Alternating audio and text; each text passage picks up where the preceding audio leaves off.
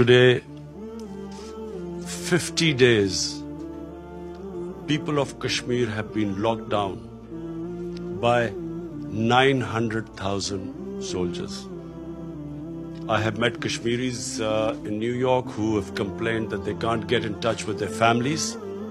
How can the world community stay quiet when 8 million people are being treated worse than animals? This is unprecedented.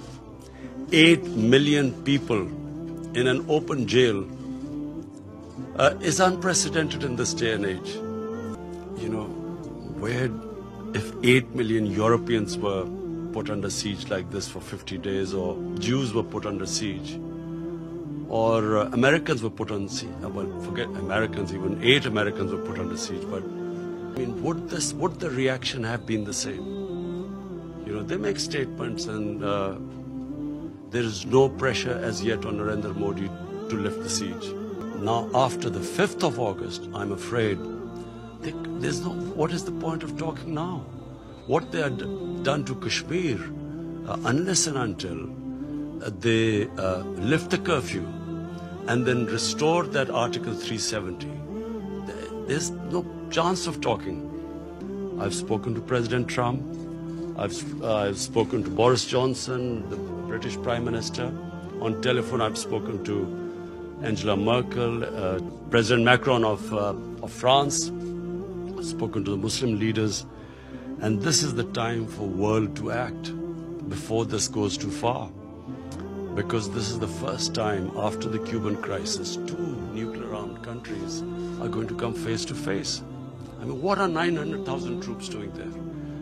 900,000 troops are not to fight terrorists. They are to control, intimidate and subjugate a population. Do they expect that the people of Kashmir, who've already lost 100,000 people in over 30 years, do they think that just because India has revoked Article 370, they will quietly accept the status quo? They will accept that India has taken over and annexed Kashmir? Then 100,000 have lost their lives. They have lost fear of death.